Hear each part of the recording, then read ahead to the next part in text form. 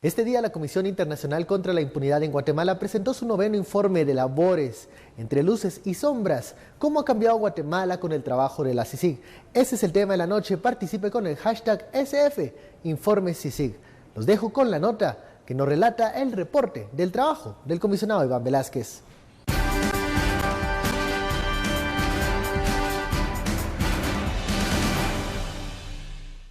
En medio de autoridades del Ejecutivo, Legislativo, Judicial, sector empresarial y sociedad civil, el comisionado Iván Velázquez comenzó su discurso, el plato fuerte del informe de labores. Hacia atrás, recordó cómo en un año fueron develados 7 casos de corrupción por el trabajo en conjunto Ministerio Público y CICIG, y el epicentro fue la investigación por el caso La Línea.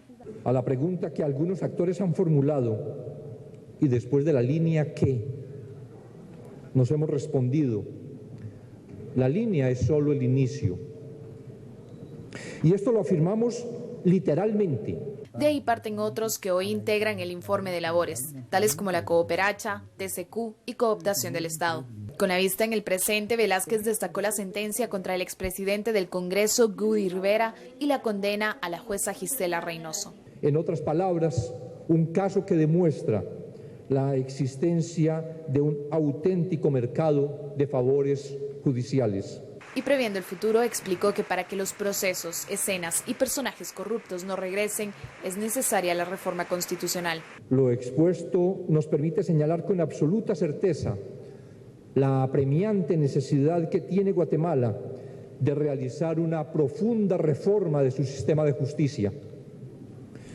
No podemos pretender que se obtengan resultados diferentes usando las mismas reglas y haciendo las cosas de la misma manera. Incluso los procesos en marcha que mantienen a conocidos personajes en prisión podrían ser manipulados y desviados para otorgarles libertad y devolución de bienes con el paso del tiempo. Quizás por eso entorpecen y dilatan los procesos. Con un enérgico y motivacional discurso, Velázquez instó a las autoridades y ciudadanos a no tolerar la corrupción. No más silencio, no más temores. Una nueva ciudadanía los respalda. Bienvenidos a Sin Filtro, noche de jueves. Ya usted escuchaba las declaraciones del comisionado Iván Velázquez en este noveno informe de labores de la Comisión Internacional contra la Impunidad en Guatemala. Un informe de labores que detalla los avances, pero también aquellos atrasos que han tenido los casos, las acusaciones que ha presentado la CICIG y el Ministerio Público en todo este año. Son las palabras del comisionado Velázquez, que llama también a los juzgadores a ya no temer, a que el silencio no es más una alternativa. De eso vamos a hablar en Sin Filtro, la etiqueta SF Informe CICIG. Damos la bienvenida a nuestros analistas, Daniel Girin y a la doctora Mónica Mazariegos. Muy buenas noches. ¿Qué tal, Blanca? ¿Cómo estás? ¿Qué tal? Buenas noches. Bueno, comencemos con este jueves de CICIG diferente. Un poco diferente, sí. De balance, de ver hacia atrás 12 meses el trabajo de la CICIG, en qué ha cambiado. Ese 2015 marcó un parteaguas en lo que significa la Comisión Internacional en Guatemala, en la labor del colombiano Iván Velázquez.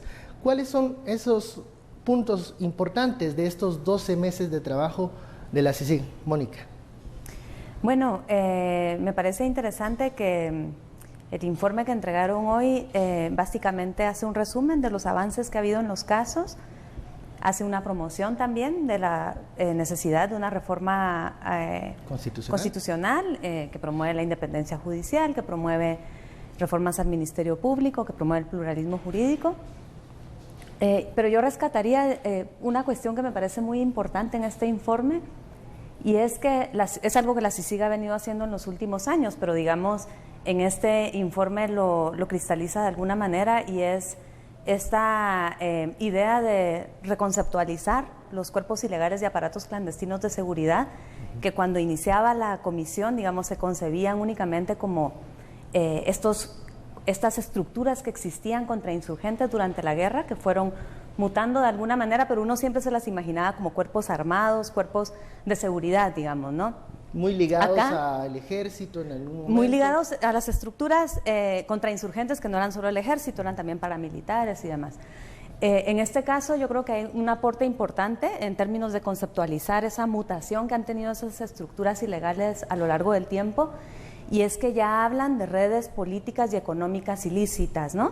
No necesariamente cuerpos armados y esta idea que había de los CIACs tradicionales, sino estas nuevas redes que son parte, digamos, protagónica de la captura, digamos, de la captura y sobre todo de la del cooptación Estado, del ¿no? Estado, que fue uno de los casos que presentó la CICIG. Daniel, ¿qué rescatas de estas palabras del comisionado, estos 12 meses de trabajo luego del 2015? Bueno, yo estoy muy de acuerdo que desde luego el cambio fundamental fue el cambio del año pasado, y que es un cambio conceptual que hace que, en vez de atacar al típico cuerpo de crimen organizado que influía en el Estado, básicamente equipara, en este caso al PP, a una estructura de crimen organizado y como tal la aborda. Y este año simplemente en ese sentido ha sido profundizar. A mí de estas presentaciones siempre lo que me parece más fascinante e interesante es la figura de Iván Velásquez como una figura de liderazgo político. O sea, no solo es y más, por ejemplo, las declaraciones que elegían nuestros compañeros en el corte para ilustrar la nota. Esas no son declaraciones de un gris burócrata del Ministerio Público. O sea, es un discurso de aliento, es un discurso de renovación política, es un discurso de reformas profundas.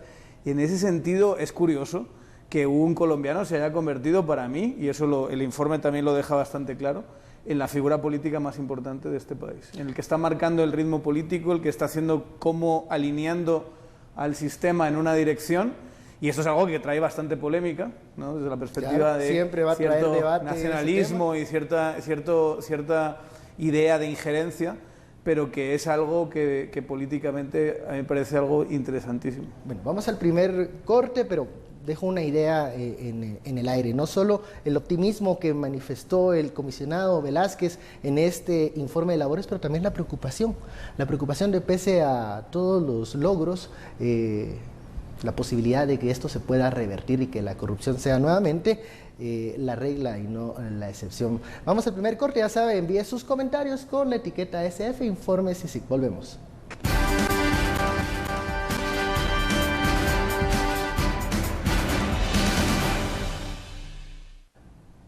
Regresamos al Sin Filtro, vamos directamente al sondeo que hemos lanzado en la red en las redes sociales, en la cuenta de Twitter de Guatevisión. ¿Cómo califica el trabajo de la CICIG? Vamos, esta pregunta luego del informe. Bueno, el 60% cree que es muy bueno, pero hay un 32% que cree que el trabajo de la CICIG está supeditado a las condenas. Y en este tema, la falta de condenas. Y un 8%, muy bajo, que cree que el trabajo de la CICIG no es satisfactorio, que lo califica como malo. Y en el tema de las condenas, en los avances, el comisionado pues manifestó que hay algunos momentos en donde la justicia parece tropezar por los procesos, por los tiempos, y manifestó cierto, digamos, pesimismo de lo que pudiera ocurrir si no se tiene una fiscalización adecuada. Escuchemos las declaraciones del comisionado Iván Velásquez. Nos permitió entender el modus operandi y los procesos de coordinación interna de estas redes político-económicas ilícitas, revelando una enorme cantidad de evidencias que nos guían y nutren muchas otras investigaciones que han visto la luz judicial durante este año y otras que vendrán. Este proceso permitió determinar que estábamos ante un modelo criminal a escala mayor, un caso de macrocriminalidad en el que participaban políticos, funcionarios de alto rango, empresarios y particulares. Declaraciones del comisionado Velásquez, donde menciona una macrocriminalidad. Esto nos hace pensar que ya pues en todas las instituciones del Estado hay más de algún alfil de este batallón de la corrupción, y parecería, dice él, en algún momento que también hay un peligro de que se puedan revertir los logros. Daniel, ¿este escenario es para poner las barbas en remojo? ¿En qué sentido? Bueno, precisamente porque el discurso del comisionado es un discurso político, está intentando buscar, sobre todo en la ciudadanía, que se ve clarísimamente que es su mayor apoyo, diría yo, dentro de todo este proceso. Lo fue desde 2015 y todavía hoy, aunque no se vea tan evidente, creo que él siempre intenta, y si ves cómo empieza el informe, empieza mencionando precisamente a la ciudadanía, intenta conectar con el apoyo popular para que siga de alguna manera ese proceso. Entonces, yo no lo vería tanto como que él está describiendo un escenario meditado, pensado y digamos, establecido donde van a fallar todos estos casos, sino que se cura de espanto y establece la posibilidad para buscar mayor apoyo para que esto no pase. ¿Esa posibilidad de retrocesos en esta batalla en contra de la corrupción es real cuando vemos, por ejemplo, los casos que deberían de ya estar en una fase posterior, pues no avanzan por ciertas acciones legales que presentan la defensa, porque hay incluso acumulación de trabajo por los casos que han salido? ¿Es real esta amenaza de que se puedan revertir los logros, Mónica? Yo creo que hay un elemento que se ha mencionado muchas veces en el análisis cada vez que se habla de CICIG y de los avances, ¿no? Y bueno, y el informe mismo también, en la parte del inicio, como Daniel decía, también menciona la necesidad no solo de desarticular los IACs, sino de prevenir, digamos, ¿no?, su reproducción y de prevenir que sigan surgiendo. Yo creo que más allá de los casos que hay, y de las investigaciones y de los avances, es importante pensando en este trabajo de prevención, en las recomendaciones al Estado para que este fenómeno se detenga, digamos, ¿no? Se detenga y se prevenga de alguna manera. Y creo que esto está vinculado precisamente a la promoción de estas reformas constitucionales, ¿verdad? Normalmente cuando se habla de las reformas se menciona mucho el tema del pluralismo y este temor respecto del reconocimiento de la justicia indígena, pero muy poco se aclara y se dice de los avances que habría en términos de independencia judicial, que es el corazón quizás más importante del proyecto de reforma. Muchos no hablan de ese tema, no se habla Exactamente, mucho. Yo creo que por ahí están a lo mejor las principales modificaciones, las principales amenazas a los poderes establecidos y a los poderes fácticos, digamos, que operan a través de estos IACs. Y entonces un poco como hablábamos a la hora del receso, ¿no? Se hace muchísima campaña en contra de estas reformas a partir del pluralismo jurídico, aprovechando, digamos, el racismo instaurado en esta sociedad, el racismo y el conservadurismo, ¿no?, frente, pues, al temor de la sublevación indígena, ¿no?, que ha sido como el temor tradicional cada vez que se habla de reconocimiento de derechos indígenas, que es una reforma bastante moderada, bastante cauta, digamos, ¿no? Cuando uno la ve, tiene todos los candados posibles frente a la Constitución, frente al control de constitucionalidad y a los derechos humanos reconocidos. Entonces, desde mi punto de vista, sí que hay muchas más modificaciones más importantes respecto de garantizar la independencia judicial, de garantizar los frenos y los bloqueos a la intervención de poderes fácticos dentro del organismo judicial, y eso se dice muy poco porque es precisamente lo que más afecta.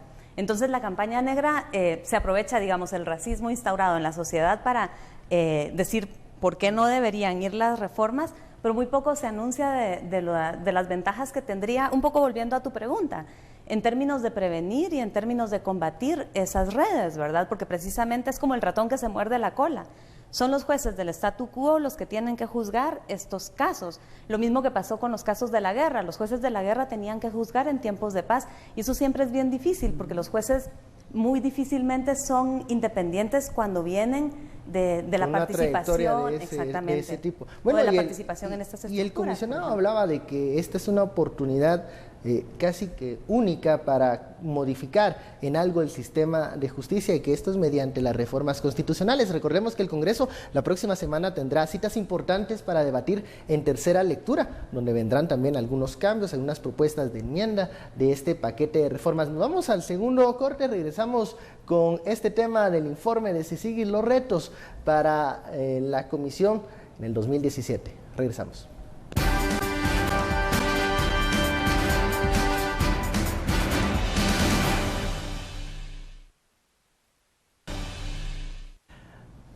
Comenzamos con el tercer bloque de Sin Filtro. Vamos directamente a los mensajes de la audiencia con la etiqueta SF Informe CICIG.